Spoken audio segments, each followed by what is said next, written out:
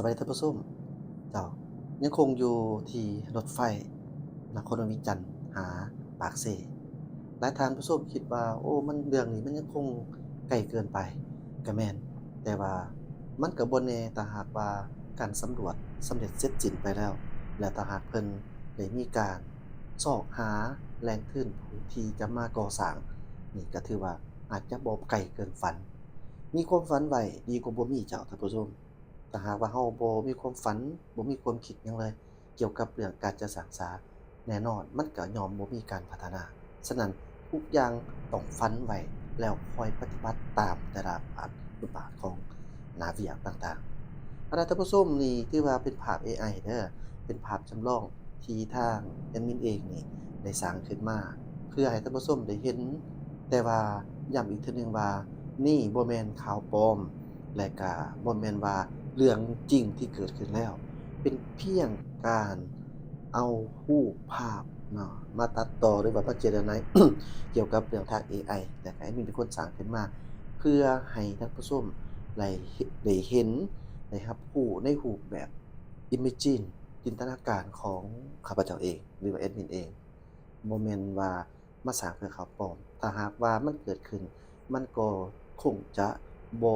แตกต่างหยังกันหลายจากท่านผู้ชมเห็นในตอนนี้คลิปที่เห็นอยู่ในตอนนี้เนาะถ้าหากว่าเป็นเส้นทางรถไฟความไฟสูงมันก็แล้วแต่ว่าจะเกิดขึ้นแบบใดนี่ถือว่าเราเป็นวาดภาพให้ท่านผู้ชมได้เบิ่งก่อนเอาละนี่เราก็จะเห็นว่าจะมีรถไฟมีสถานีรถไฟแม่นบ่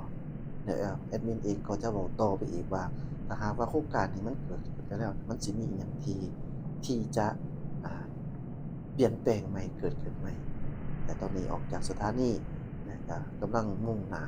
ลงไปทางภาคใต้เป็นการซุบเทียบเป็นการอ่าสร้างความให้เห็นภาพซื่อๆเนาะเจ้าแต่ว่าย้ำว่านี่เป็นภาพเอไอบ่แม่นภาพของเพิ่นออกแบบมาแล้วเนาะอันนี้เป็นความคิดของเราแล้วเราแค่ใส่มันเข้าไปแค่นั้นจ้ะท่านผู้ชม จะแนะนำส่วนตัวผู้ที่มักมักหลงใหลหลายเกี่ยวกับรถไฟเพราะว่าเมื่อไปสัมผัสตัวจริงแล้วเราก็รู้ว่ามันประหยัดเวลาลงหลายอีหลีแล้วก็ย่อเกี่ยวกับแขวงต่อแขวงอะยับไก่เข้าหากันโดยเฉพาะแม่นเมื่อเราขึ้นรถไฟความไฟสูงจากนครหลวงเวียงจันทน์ไปหาหลวงพระบางแต่ก่อนเราอาจใช้เวลาถึง6ชั่วโมงแม่นบ่เจ้าท่านผู้ชมหา6ชั่วโมงแต่ว่าปัจจุบันนี้ใช้เวลาเพียงแต่ชั่วโมงปลายหา2ชั่วโมงเท่านั้นท่านผู้ชมลองคิดเบิ่งว่ามันย่อเวลาได้น้อยได้เพียงใด แล้วบัดนี้ถ้าหากว่าขนสินค้านี่มันก็เฮ็ดให้สินค้าน่ะยังคงสดใหม่อยู่เสมอยกตัวอย่างการขนสินค้าเกี่ยวกับประเภทบักทุเรียนจากฝั่งไทยไปหาทางจีนใช้เวลาย่อเขาหรือว่าจากลาวเราไปหาจีนมันก็ย่อเวลาเขานั่นเฮ็ดให้บักทุเรียนยังคงสดใหม่อยู่เสมออันนั้นน่ะคือมันดีเจ้าท่านผู้ชมบัดนี้เรามาเบิ่งเกี่ยวกับเส้นทางรถไฟ นครหลวงเวียงจันทน์ไปหาทางปากเซถ้าหากว่าโครงการนี้มันเกิดขึ้นแล้วเราสิได้ผลประโยชน์อิหยังแหน่จากโครงการนี้นี่แม่นย้ำอีกเทื่อหนึ่งว่านี่แม่นเพียงตามมุมมองความคิดของทางข้าพเจ้าเท่านั้นบ่แม่นว่ามีไผได้เอามาให้เราแต่ว่าเป็นความคิดของเราผิดหรือถูกก็อยากให้ท่านผู้ชมได้ฟังไปนำกัน แอดมินมั่นใจว่าเกี่ยวกับเรื่องการคมนาคมนี่ถึงแม้ว่าประเทศลาวเราบ่มีทางออกสู่ทะเลแต่ว่าลาวเราภายใต้การนำพาของพรรครัฐบาลแห่งสปปลาวได้มีการจับไม้จับมือร่วมมือกันอย่างสนิทสนมกับทางสปปจีนในการเฮ็ดเส้นทางรถไฟสายทำอิฐจ่อระหว่างอาซีหรือว่าอาเซียนหาสปปจีนลาวเป็นสายทำอิฐ ที่มีชายแดนติดจอดกันแล้วก่อสร้างเส้นทางรถไฟสายนี้เฮ็ดให้การร่วมมือกันมีความกลมกลืนสนิทสนมและก็เฮ็ดให้การค้า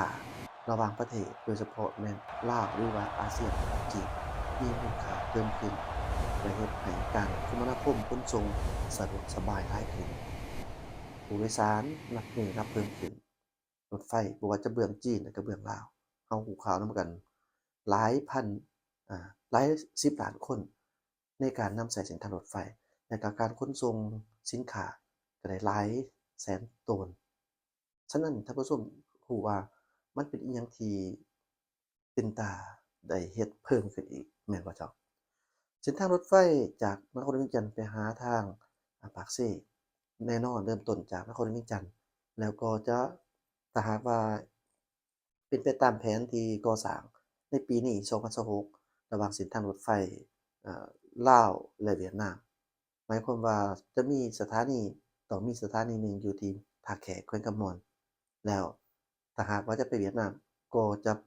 ไปอีกเบื้องซ้ายมือเพื่อว่าจะไปชายแดนเวียดนามต่อจากนั้นก็แม่นถ้าหากจะลงไปไต่ก็ออกจากสถานีท่าแขกมุ่งหน้าลงไปทางหาทางแขวงสะวรรณเขตสารวัตรก็แล้วแต่เพิ่นจะเฮ็ดจุดอยู่ไสเนาะแล้วก็จำปาสักหรือว่าปากเซแน่นอนทุกแขวงแม่นย่อมมีสถานีแล้วบัดนี้ถ้าหากว่ามีสถานีรถไฟก่อสร้างสำเร็จหมดท่านผู้ชมลองคิดเบิ่งว่า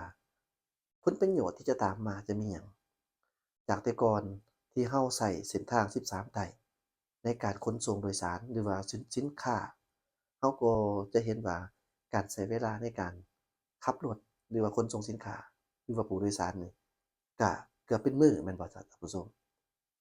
แล้วในระยะทางระหว่างนครเวียงจันทน์ไปหาทางปากเซ่ที่แอดมินคร่าวๆเอาซื่อๆเจ้าอ่านบ่ตรงปกก็ประมาณเกือบ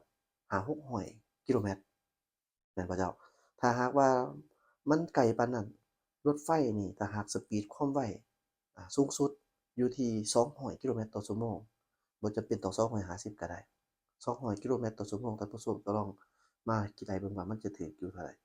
ตามมุมมองที่แอดมินเบิ่งนี่ประมาณ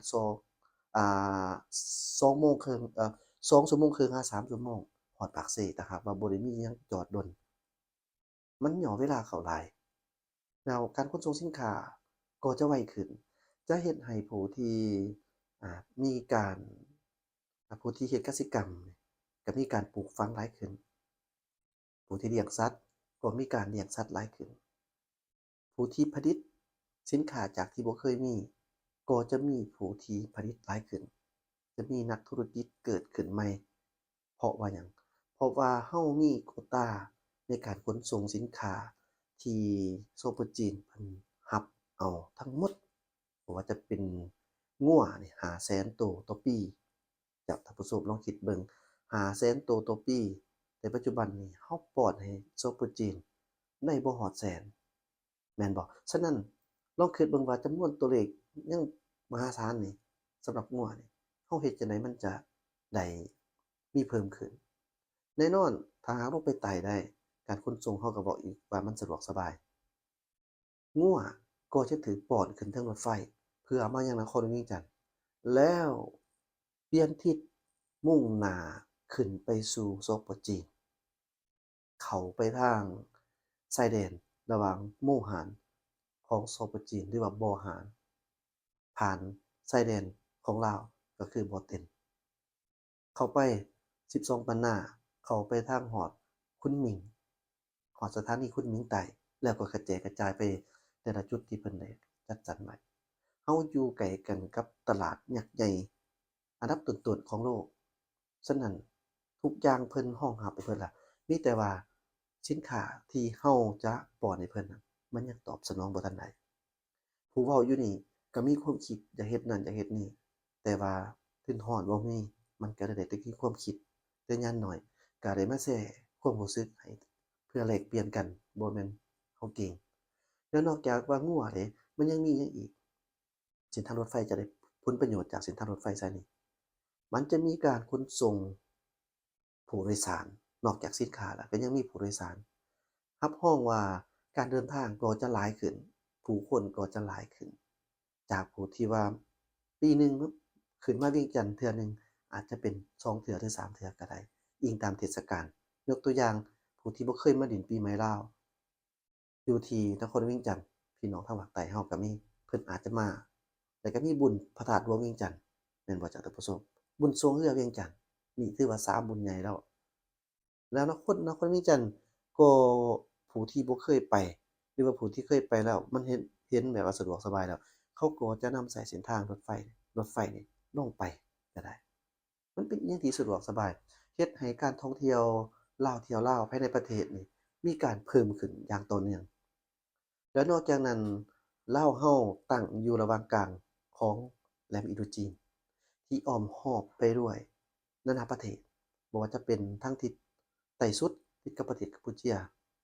ทางทิศตะวันตกติดกับประเทศไทยแล้วทางทิศเหนือติดกับสปปจีนและก็เมียนมาทางตะวันออกติดกับประเทศเวียดนาม ยังมีประเทศอะไรอีกอะท่านผู้ชมที่ติดเนาะประมาณนี้แหละเจ้าซึ่งว่าแต่ละประเทศมีประชากรจำนวนหลายในอาเซียนของเราอ้อมรอบไปเราก็มีหลาย100ล้านคนแล้วไปทางจีนที่มีพลเมืองอ่า1,400ล้านคนหรือว่าตื้อ400ล้านกว่าคนเอาแต่เฉพาะยุนนานนี่ก็พอแห้งแล้วเจ้าท่านผู้ชม ฉะนั้น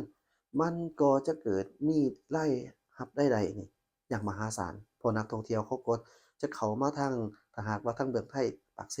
มาทางอุบลนี่เขาจะขี่รถไฟขึ้นมาเวียงจันทน์ก็ได้มาจากกัมพูชาก็จะมาขึ้นรถไฟอยู่ที่สถานีอยู่ที่ปากเซก็มาฮอดพี่ก็ได้อนาคตถ้าหากว่าสร้างขึ้นสร้างตื่มเส้นทางรถไฟแต่ทางปากเซลงไปหาไต่ต่ำสุด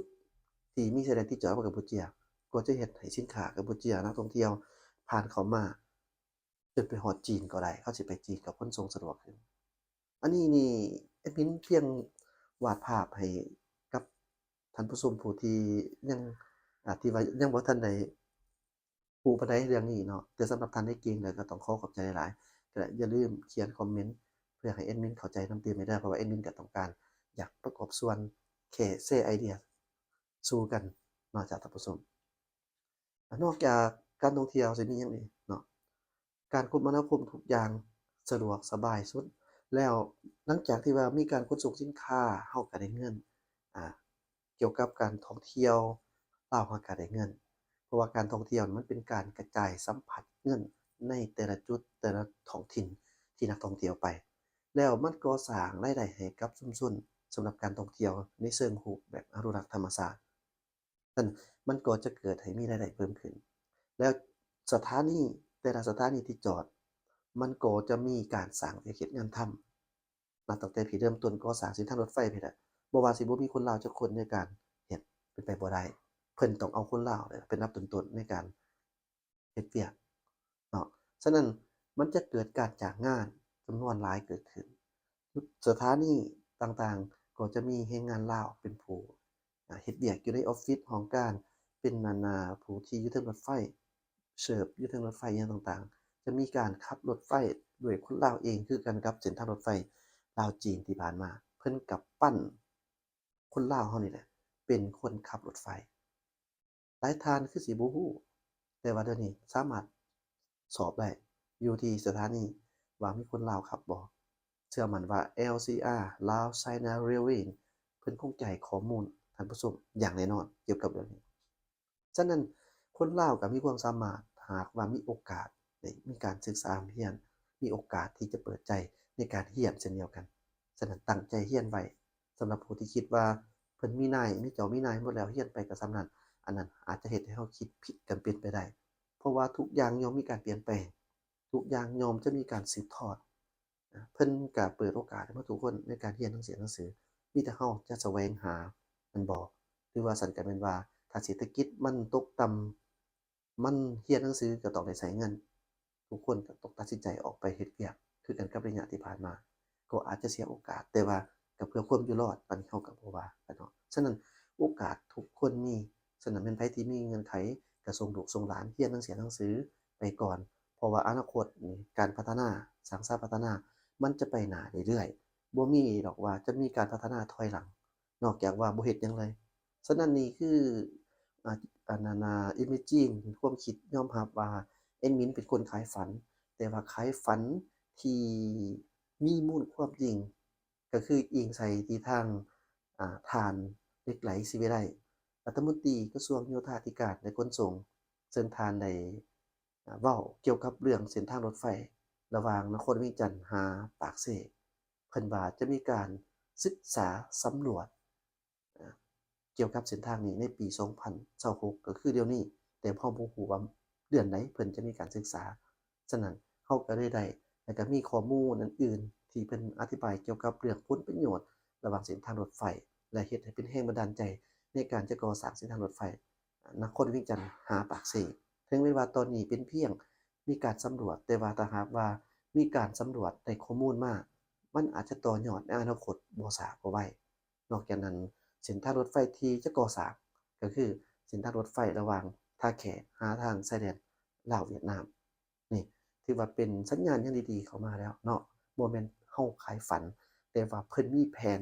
ของเพิ่นอยู่แล้วเราเพียงเอามานำเสนอแล้วก็เอารูปภาพแบบเอไอนี่แหละหรือว่าวิดีโอเอไอนี่มาฝากมาตอนให้ท่านผู้ชมได้เบิ่งได้มีการอ่าได้เห็นแล้วก็วาดภาพออกแต่ว่ามันบ่แม่นรถไฟแท้ๆมันบ่แม่นสถานีแท้ๆแล้วก็มันยังก็บ่ทันได้เกิดขึ้น นี่เป็นเพียงจำลองที่แอดมินสร้างขึ้นมาเอง ฉะนั้นก็อยากให้ท่านผู้ชมที่รับชมนี่เข้าใจแบบนี้ด้วย อนาคตนี่มั่นใจว่าเกิดแน่นอนต่างแต่ว่ามันจะช้าหรือไวก็เท่านั้นเอาล่ะท่านผู้ชมขอให้ประเทศลาวเราพัฒนาไปหน้าอย่างติดๆเดี๋ยวนี้เราก็มีเส้นทางรถไฟอ่าศึกษาทำอิฐในอาเซียนที่ว่าได้ก่อสร้างขึ้นก่อนเนาะแต่ว่ามันจะทำอิฐหรือบ่ทำอิฐอันนั้นเราก็เป็นเรื่องหนึ่ง แต่เรื่องที่เรามีความดีใจนั่นก็คือเราสามารถเดินทางได้ด้วยความสะดวกสบายและก็สามารถขนส่งสินค้าไปหาทาง Supply Chain ได้อย่างสบายบ่แม่นว่าแต่ลาวเราได้สะดวกในการนำใช้เส้นทางสายนี้แต่ว่าประเทศอ้อมข้างเพื่อนบ้านเราก็สะดวกสบายนำเช่นเดียวกันฉะนั้นนี่เป็นเปิดกว้างบ่แม่นเฉพาะแต่ลาวกับจีนมันเว้าเรื่องการเปิดกว้างระหว่างอาเซียนกับจีนและก็ประเทศอื่นๆนี่อีกเนาะอันนี้ก็ท่านผู้ชมลองคิดเบิ่งว่าถ้าท่านผู้ชมมีธุรกิจ จากขนส่งไปจีนโดยที่ต้องการใช้รถไฟนี่ก็อีกทางเลือกหนึ่งของท่านผู้ชมอ่านอกจากราคาสินค้าที่ว่าส่งไปมันจะถูกค่ารถไฟจะถูกก่อนทางยนต์แล้วมันก็ยังเฮ็ดให้คนสินค้าเรานี่ก็ไวคือกันฝากกับท่านผู้ชมผิดพลาดประการใดต้องขออภัยด้วยขอบใจสบายดี